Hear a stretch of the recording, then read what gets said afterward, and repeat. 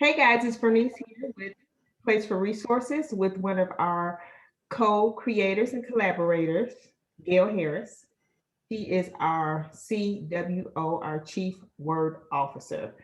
Whenever I'm stuck with trying to put my feelings into words, she always comes through and gives me the um, assignments or helps me to interpret or interpretate whatever my feelings are.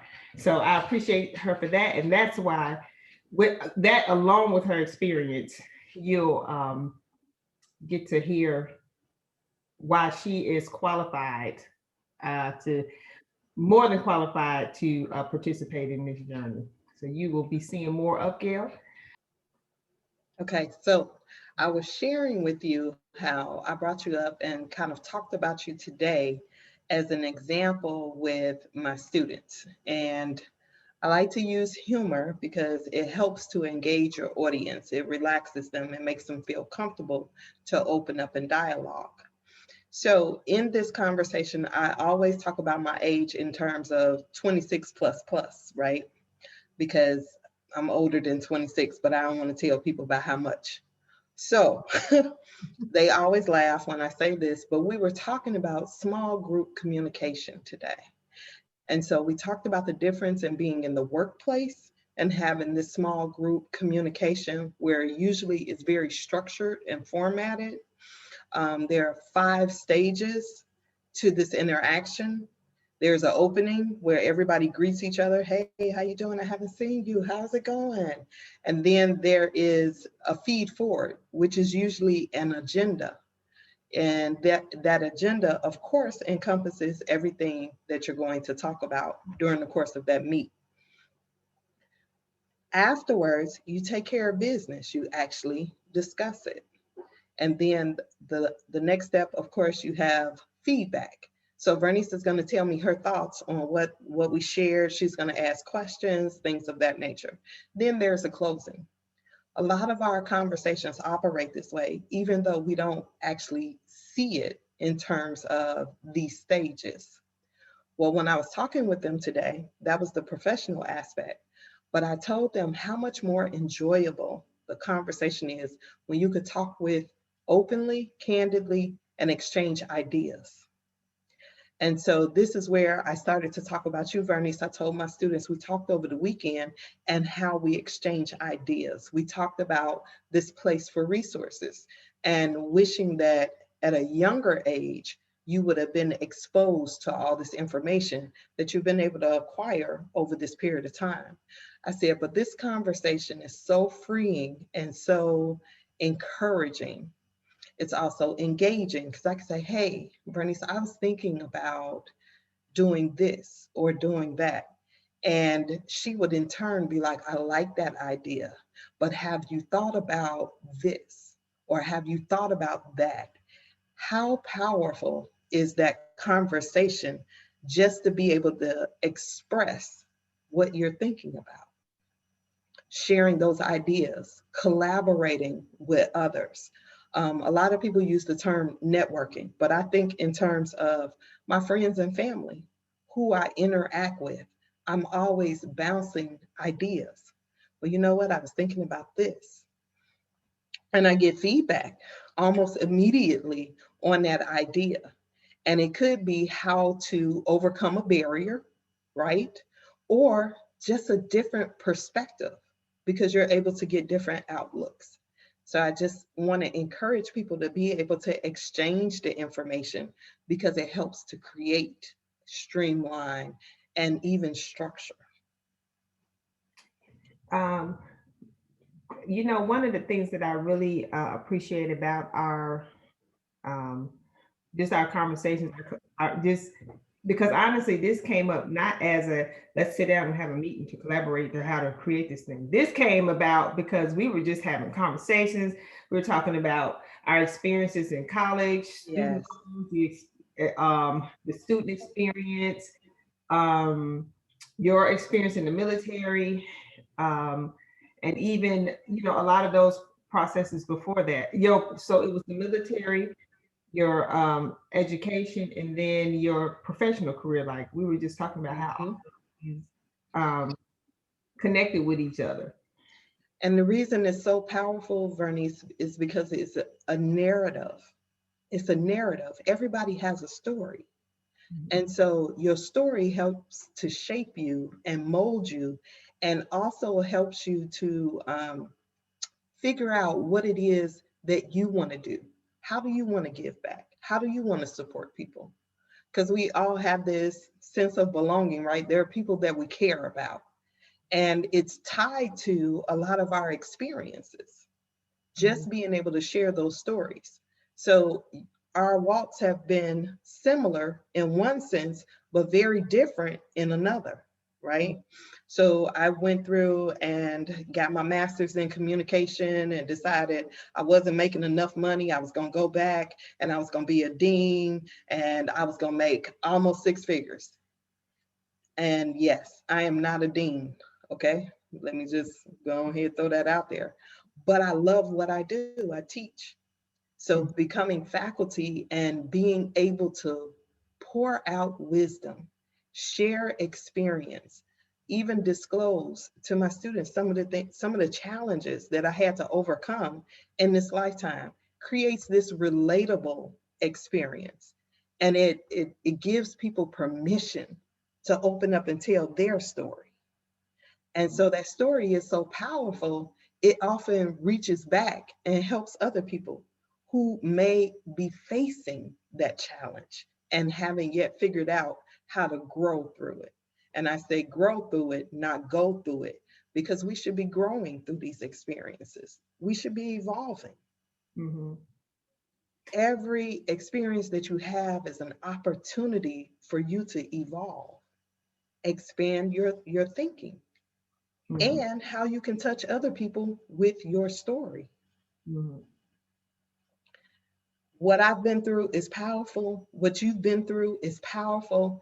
And being able to share how we've come out of that or how we've grown through that, it just builds like a ladder for someone else to be able to climb Mhm. instead of standing at the bottom of the building jumping, trying to figure out how we're going to get up this wall, right? My experience builds these steps. It's like a staircase. And so somebody else won't have to struggle as much as they climb. They'd be like, yeah, she told me about this. She told me about that. Oh, I need to be careful with that. This is something I need to put into my routine. Mhm. Mhm. There's this phrase that talks about wisdom. Mhm. And so wisdom is being able to learn from someone else's mistake as opposed to making that mistake. Now, oftentimes I've been talking about our narratives, right? Which means we tripped and failed through the whole thing. And you can't take that away from a person. Once they walk through it, grow through it, they have it. It's under their belt. It makes them wiser. But when you can look at somebody else's situation and say, oh, I can avoid those pitfalls by doing A, B, C, Right. it's so beneficial. And Right. both experiences are valuable. Mm. Because it You know, doesn't mean you won't still go through something, right? Just because you've taken this person's blueprint, what I like to call it, you have this blueprint, it doesn't mean you won't identify some weaknesses in how you're building the structure or you won't experience some challenges. It just means you avoided these barriers. You were going to add. well, vicarious, one of my the word for that. And I think I heard that from somebody. Just learning vicariously from other people's, not just their mistakes, but yeah, their experiences and their progressions too. Uh, Yes. so, and that is one of the purposes of this channel is exposure. Hmm. Exposure. Mhm. Now, I never asked you, like, as a speech professor. Hmm. Well, one of the things that I have really learned to appreciate about how we communicate is when you present maybe a contrasting thought, it doesn't come off as no, but you should do this or something like that. Um, you're real careful about how you change it, how you maybe insert that other thought. So I always wanted to give you credit for how you, because when we're talking and you do present that different opinion, I could feel it. I'm like, no, that ain't what I said, or that ain't what I want. I mean, that's what's happening in my head, but the way it's presented is I can receive it, and knowing that you didn't mean to dismiss it, you are acknowledging it, but you were just um, inserting a different thought, maybe Mhm. a different thought to consider. Now, was that because of speech? Because I never know how you got into speech. Because in the military, you did nursing, and then your undergrad was general studies. So I never knew how you actually got into speech. Well, I've always loved communications. So, how people interact with each other. Behavior has always intrigued me. So, I thought I was going to end up in psychology, right? But some of that transition was being in the service and having a diverse group of individuals to interact with. The military is definitely a melting pot. There's everything's in there. It's like a beef stew. You don't know, it might be a carrot, might be a potato, might be a piece of meat. Like there's so many different things in it. And coming out of that, I really wanted to help people. So I thought nursing was going to be it, right? And then I realized something. I realized that nurses spend a lot of time doing documentation and medication administration. And those were the two things I liked the least. Mm. So it came about this change in career to become a counselor. Mm. So when I became a certified alcohol and drug abuse counselor, I would always hear narratives and stories, and once you have this background, you don't want to tell people what they need to do. You want people to self examine and self explore. Why is this? And my friends are very diverse. So my friends are African American, my friends are Caucasian, my friends are Korean or Asian.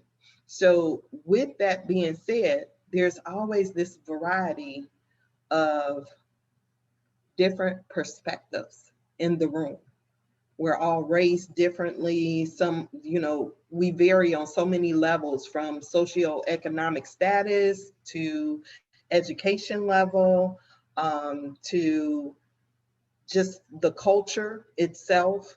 And I've dealt with a lot of international students. And so my international students taught me this: when they come over here to go to school, it's always assimilate, assimilate. You got to do things the way we do them, right? The way we do them. You need to assimilate. They would enjoy so much being asked a question about home. Don't they know we working? Don't they know we work? Exactly. We ain't got time for all that. Okay.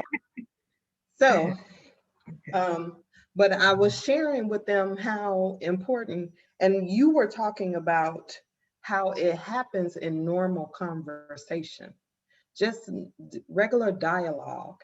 We start to talk about these experiences and how they start to shape ideas and creativity. But that's the power of a personal narrative. That's the power in it. It often sparks creativity. I love dialogue in the sense that I could talk to somebody and they'd be like, you know what, have you thought of this? Or have you thought about that? I think the power of suggestion oftentimes would allow people to consider more than one perspective. So you were asking me, when did that come about? That could have came about in my counseling background, but I don't think it was perfected at that time. It was just like this idea. It came more so from this experience and looking for the route of least resistance, because that happens too, right? We want to get something accomplished. So we start to contemplate, think about, strategize how to get there the smoothest route we can. Mhm. So I always tell my students that life is like a road trip. So think about being on the expressway.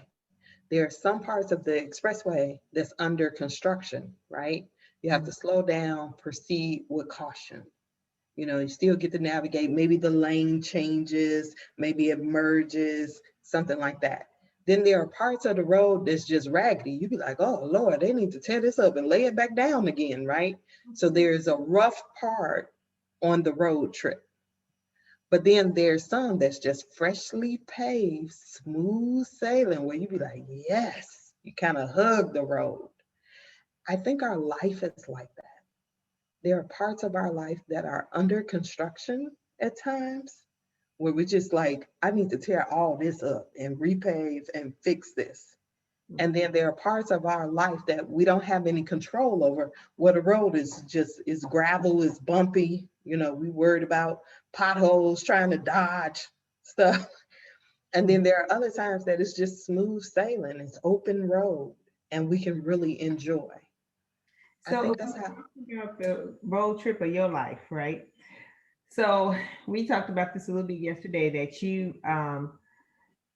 when you get up and move, you've lived in probably 5 states in the last 10 years, right? 'Cause- Mhm. and when you get, when something is uncomfortable, it doesn't work, and you decide that you're going to move on, and your process is usually to look for the job that you want to do, right? Mhm. I know that Mhm. you put a lot of energy into that. I've seen Mhm. um, even rent hotel rooms just for interviews so that you can have uninterrupted space, focus, Absolutely. right, for in preparation for that interview. And so Mhm. you've been to Kansas, Virginia. What do we talk about? Texas, What, um, Missouri, mhm. uh, where else? Oh, Tennessee now, Yeah, right. So and of course Chicago. You know, hometown. and then we didn't, and then we mentioned the states in the military, but that was just the military. North Carolina. Yeah. Mm-hmm. So how does that for people that are afraid to take the move, you know, because even when I left Chicago, people, everybody, even my boss was like, "You're gonna leave Chicago to go to Arkansas?" I was Mm-hmm. like, "Peace, I'm out of here." You can Mm-hmm. go, whatever. And at that point, I was willing to go wherever I was able to have that would provide me a lifestyle, the lifestyle that I was Yes. where I can make it. So So here's what's so powerful about that. Fear is there. You don't get rid of the fear, but you overcome it. So there's always this part of us that's like, well, what if it doesn't work? Or what if I don't like it? You know, the what ifs, mhm, they knock on the door. mhm, But I ask those questions in reverse. What if I do like it? mhm, What if I love it? mhm, What if it's better? And then if you don't get those responses, you have the option to leave. Just like you got up and you went, you have the option to get up and go again. You don't have to stay. If you don't like it, you don't have to stay. You have to give it some time because transition is never easy, right? mhm. It just comes with a different set of challenges. So I'm sure for you moving from Chicago to Arkansas, now you're dealing with a different set of people because the culture is different. The But culture is different. not necessarily in a bad way, just in a different, No, I'm just saying different. right. It was, Different in the sense that is unique compared to what you were used to dealing with. mhm, When I made my transition to Virginia, it snowed. And you know, being from Chicago, when it snowed for us, it stay. It don't go nowhere till like April and it's gray and it's dirty, right? and I there ain't went no to Virginia, parking, and you can't walk in it, and you right, still gotta be at work. It don't shut down. exactly. Mhm, I was in Virginia and it snowed. And when I tell you, Vernice, the next day, it the snow was gone. It mhm, had melted. I was in amazement. Yeah. I was like, oh my God, what happened? Like yesterday we got 6 inches. I don't see nothing. Hmm. It had completely melted. It was probably this much, maybe in the grass somewhere, but it literally looked like it had rained and wet the ground. That was it. And even here in Arkansas, when we had a snow, first of all, it was a dusting, and everybody was so excited. It was Christmas. I was like, because I still had the Chicago mentality. Right. No, I was absolutely not excited. We had a job that we had to finish, and I was like, we got to go to work. And the rest of Arkansas, the whole rest of the state was like, it's a snow day. There's nothing happening today. And Right. I'm like, we got to go. We got to get this done. Arkansas was like, ain't nothing getting done today. Right. It's So like that's it's over. it for me to shut down. And that's one of the ways I knew that I was kind of shell shocked. And the downtown parking was the other way that I knew that I was shell shocked. And I had the Chicago mentality that I had to Mhm. Right. eventually. Because in Chicago, you got to drive around, right? You just drive around like, nope, they ain't a park. Nope, can't Right. park there. Nope, Mhm. somebody in that park. Mhm. But even here in Tennessee, I went downtown to like the courthouse or whatever, and I just was like, oh, that's open. Let me pull in there. And that, these small, subtle things, you still have to get used to them. You have to, there's a shift that happens. And it happens sometimes physically, right? Because the weather is very different, but it definitely happens mentally, Mhm. even from the people that you interact with. Their norm or their culture is a little bit different. Mhm. So here for me, excuse me, in Tennessee, I can tell the difference between somebody who's been here all their life, and then we're close to a military base, right? So you get people from all over, and I identify with people that's from like Minnesota, Wisconsin, just those big air, Philadelphia, New York. Like we are kindred spirits because we got this city buried within us. And Mhm. it is obvious to me when I interact with somebody who's been here all their life. It Mhm. stands out. And so just being able to recognize some of these things is an advantage. Or even people who were born here, went to go live someplace else, and then came back. Mhm. You can see that they have a different level of exposure Mhm. and that they bring that narrative or experience back with them. So their mind is shaped a little bit differently. They see some things a little bit differently. Um, and it's always a fun observation that you can explore. Mhm. Just being able to ask questions. So, what was it like growing up here? What are some of the things that you enjoy doing? Because, first of all, it gives you some insight into the culture of Mhm. what's normal for here. And then when you talk to somebody else, you get this variety of experience, how they assimilated here and Mhm. became accustomed to how they do things here. So I love being able to have that experience. And I think for a lot of people, fear will grip them and manage them to the point where they're so afraid they won't even step out to experience. Mhm. So being able to manage that, because I've done it, I've got the U-Haul truck and put all my stuff on there, like I'm going this way. And I had some of the same questions you had. Like people were looking at me like, you just gonna leave? And I was like, Mhm. I started my job on such and such a day. I got to get there and get unpacked. It's going to be Right. some work. I got to get organized.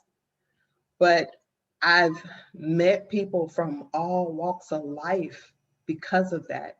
And those relationships are still valuable to me to this day. Mhm. They are a part of my narrative It's kind of and like helping.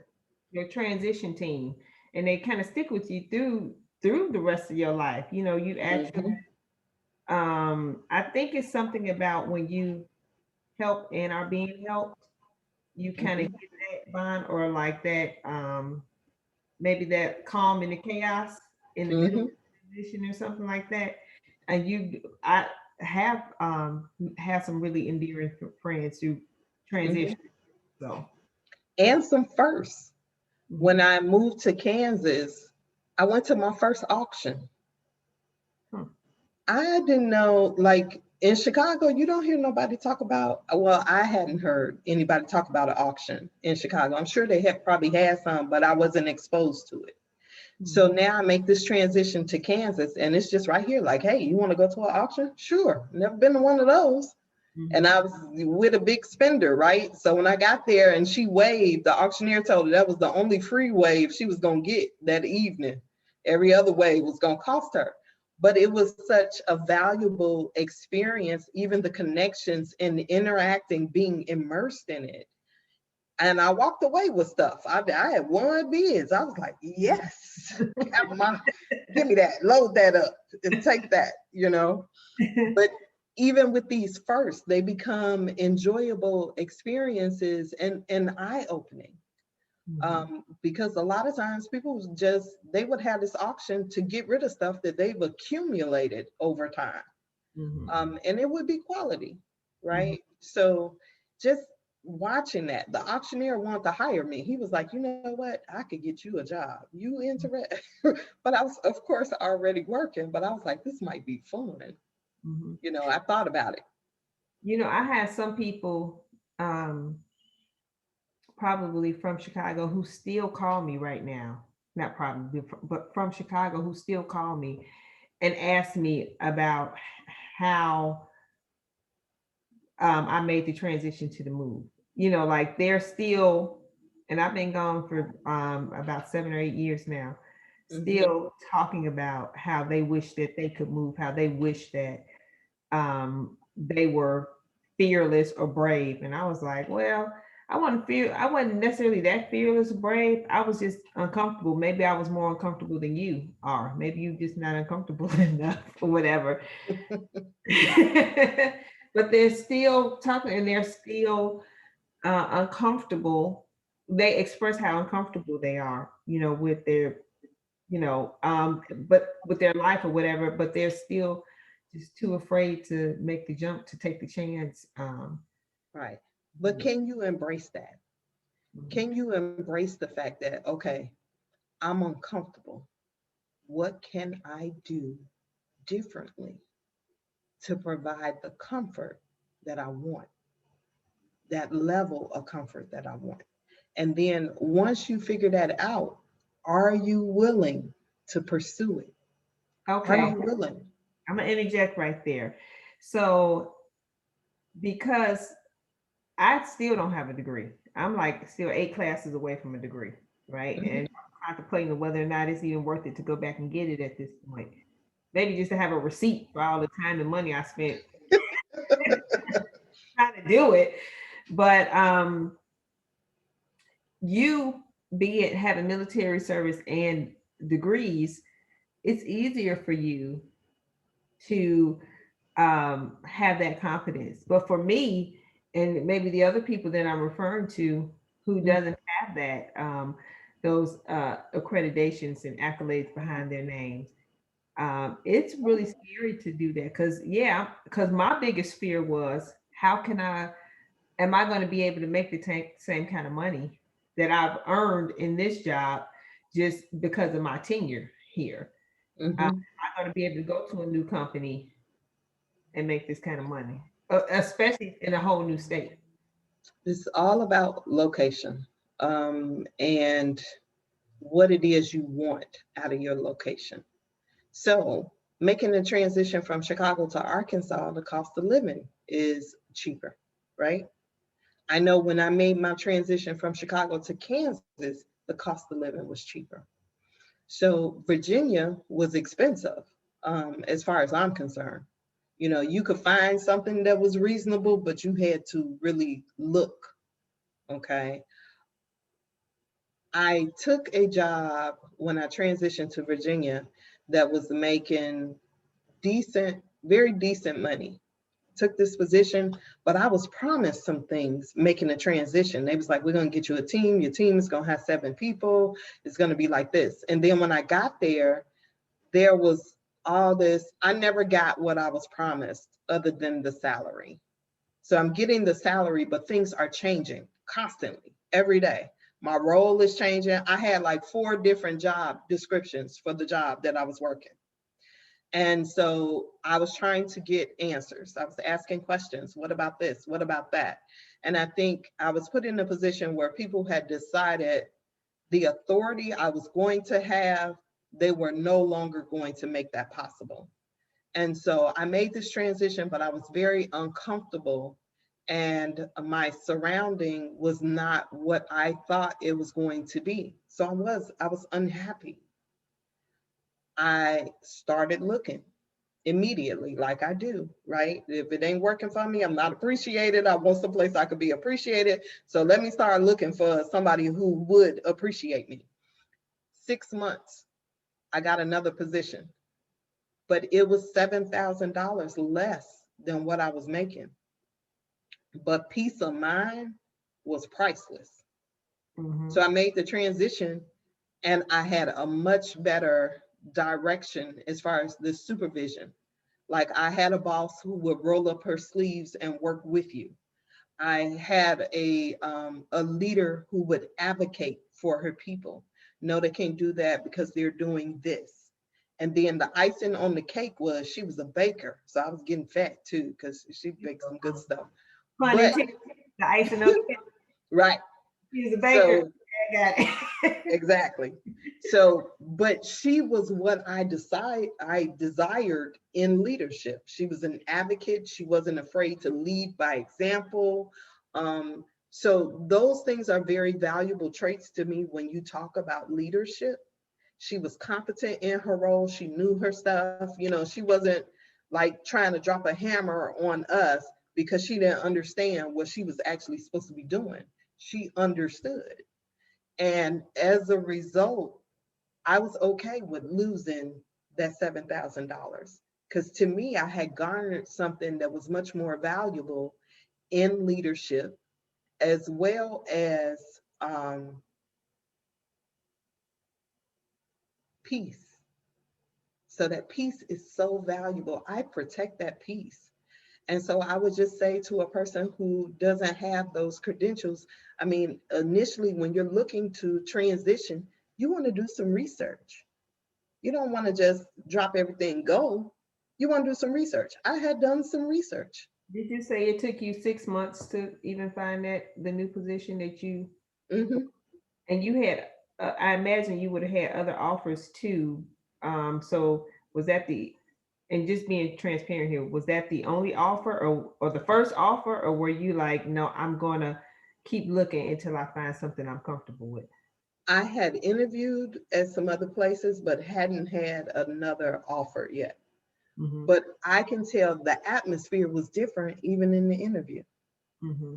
So there were times I sat down and I said, I don't want to work here. Mm-hmm. Just in the interaction, being able to talk to somebody, because I ask questions, right? I don't just allow them to ask me questions. I'm interviewing them as well. I want to know if this is a good fit. Mm-hmm. So even here in Tennessee, I still had my job in Virginia, but I had a couple of interviews in addition to this one in Texas and the other one in North Carolina. Now, I'm a huge fan of North Carolina. I like North Carolina.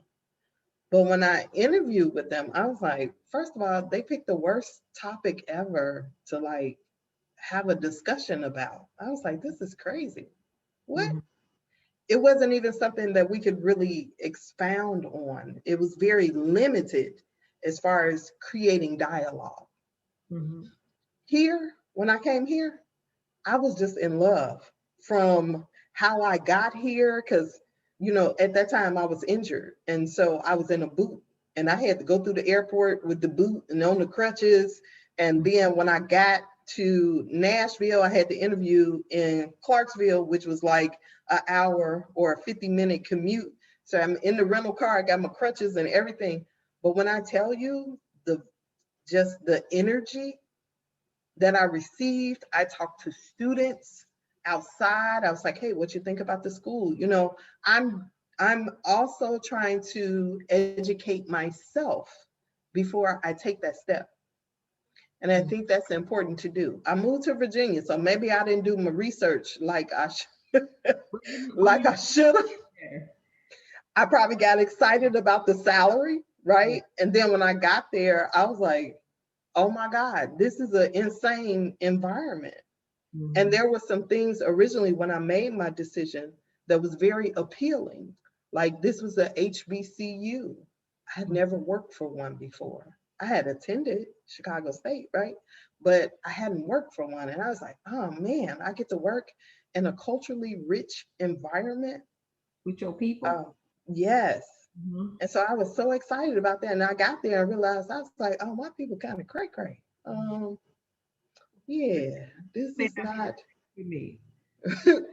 it Mhm. was not, it wasn't a good fit for me, Mhm. right? I saw different things that I just didn't want to be a part of or immersed in for that matter. And I was still doing what I do, helping students and encouraging people and planting seeds. I was doing all of that, but I was doing it in an environment that was almost trying to suffocate me.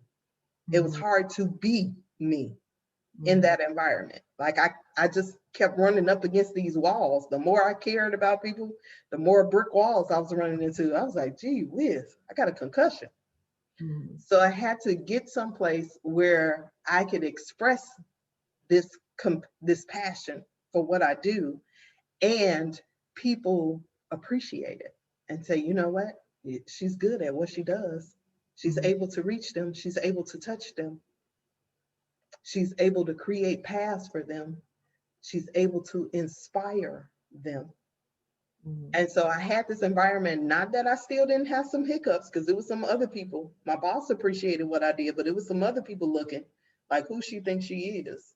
Mhm. But when you have that kind of connection, then you get to do you, right? Because it's your direct supervisor. So when they are a self-advocate, it opens the door for you to be unapologetically of service.